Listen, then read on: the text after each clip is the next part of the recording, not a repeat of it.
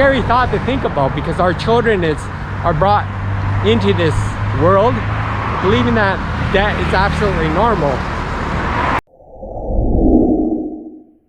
Hello everyone, this is Ronan Blue, just taking my daily walk here in Hua Hin, Thailand.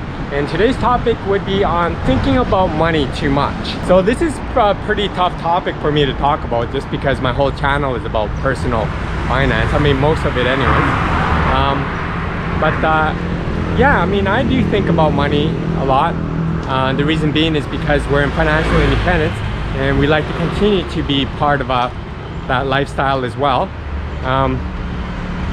But sometimes, you know, it's something that a lot of people actually don't think about as well. I mean, there's people who do overthink it, but there's some levels of simplicity in having to think about money as well.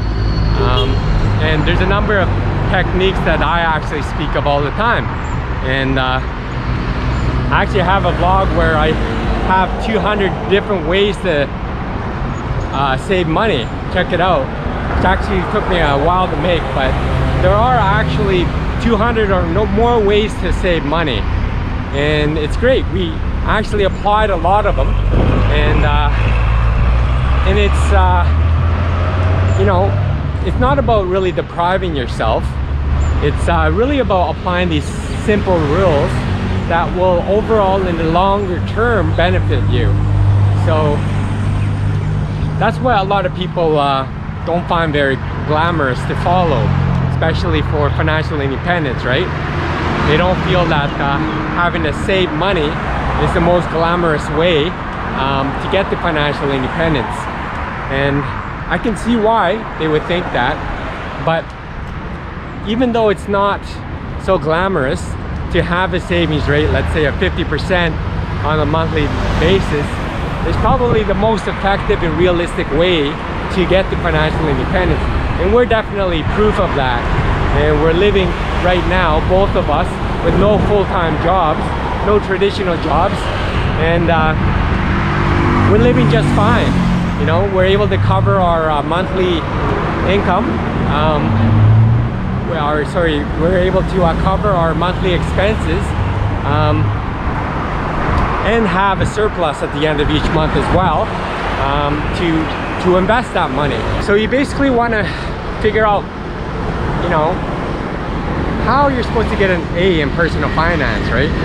There's the obvious ones, like staying out of debt and saving money, and not buying too much consumerism, and then to invest as well. So with all of those in combinations plus more, and you discipline yourself in following that path, it's definitely possible for you to reach financial independence.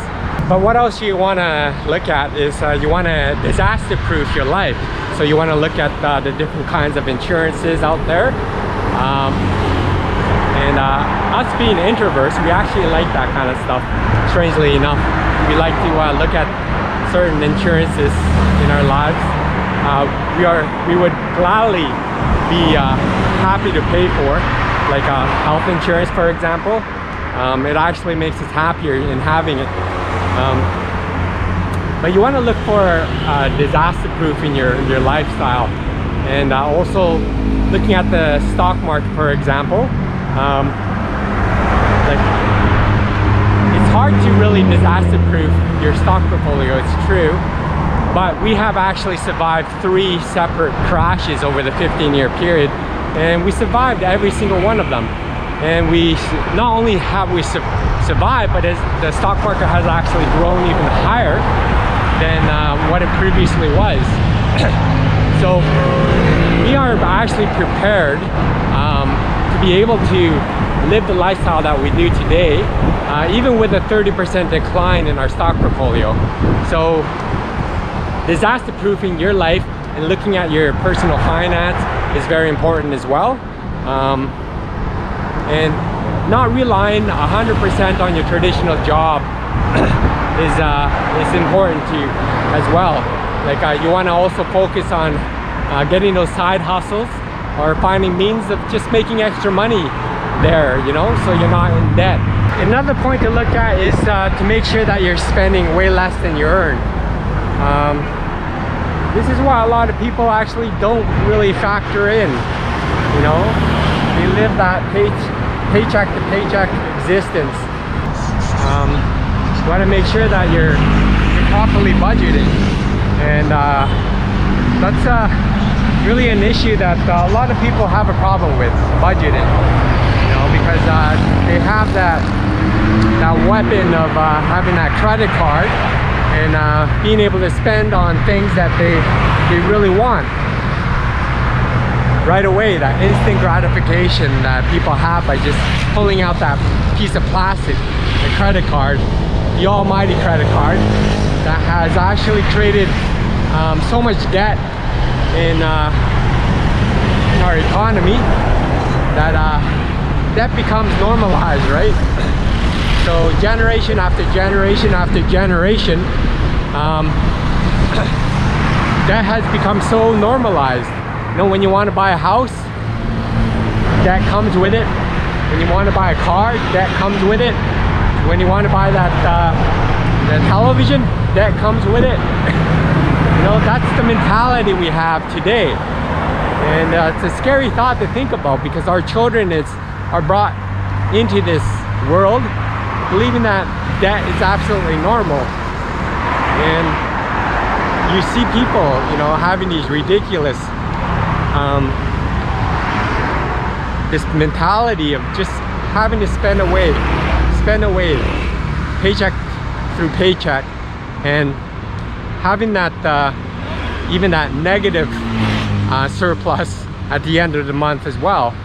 I mean, the minimum amount of money you're supposed to be saving would be 10%, right? That's the minimum. That's not even enough to get to financial independence, but you want to keep your you know, your savings rate as high as possible. Life goes by really quickly, you know, month after month, year after year. If you don't start early, your finances or your net worth overall is you know, starts to dwindle. The earlier you start in saving money and looking at your net worth and finding means of growing your wealth, you can take full advantage of compound interest, right? There's a ton of different personal finance gurus out there, and there's a number of different techniques as well. If you are in a situation where you're in a lot of debt, you know, there's like simple concepts like paying off the highest interest rates first for your credit cards, for example, or your mortgage, or other debts that you have. The issue with thinking about money too much is that it's actually the reverse. People actually think about spending more than saving. So that is what the mentality of our society is right now, and the reason being is because we have never been taught what personal finance is about. They never really taught us about how to save money. You know, that should all come from our parents, really. And I think one of the biggest reasons why I think the way I do today is because of my parents. They taught me the value of saving money in my younger days.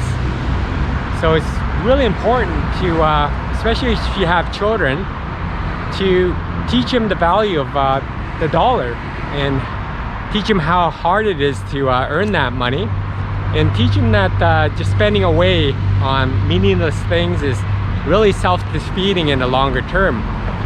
And you should lead as an example to your children, because from what it looks like, our society is leading towards a spending spree. You know, it's becoming more and more easier to buy things, and you can say that spending is a way to drive our economy. That's true, but if you think of yourself as an individual, how are you supposed to survive in a world where you constantly spend? away. If you are thinking about money, I think it's probably best to think about money in terms of saving it and investing it, you know. Just think of this, would you rather have $1,000 spent on an iPhone, or take that $1,000 and invest it and earn $5 a month for the rest of your life? I think I would rather take that $1,000 and invest it and see the $5 grow every month, and have that $5 have even further interest grow on top of it. So you actually have money work for you other than you working for money. And you pay yourself first. You heard of that expression before, and it really makes a lot of sense.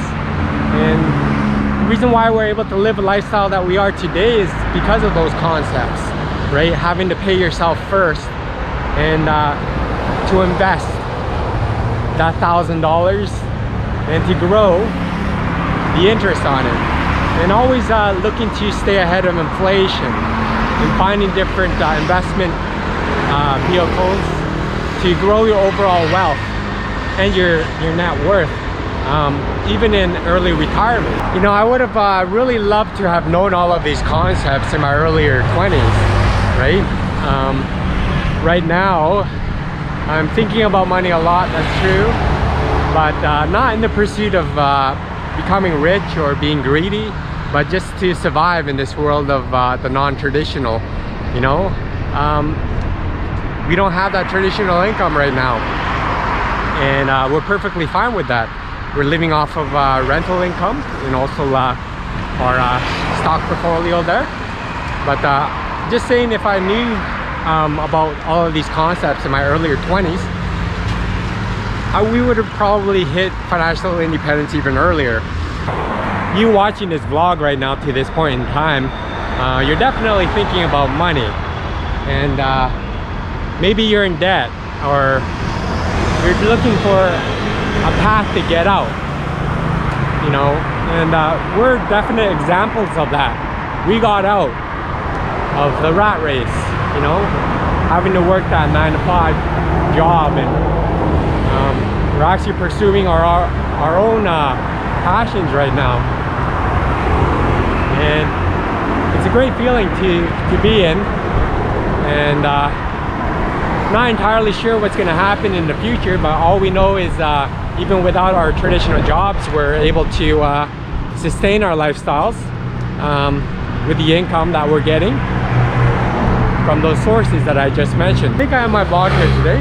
Tell me what you think of thinking about money too much in the comment section below. Maybe you're in a situation right now where you're thinking of ways to maybe growing your wealth. Maybe you're in debt.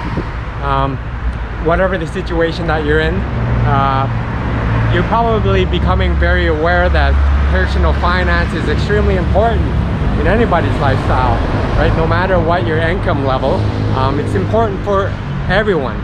And you want to be able to look at those options that are potentially in front of you, whether you are single or you're a couple or you have a family with kids.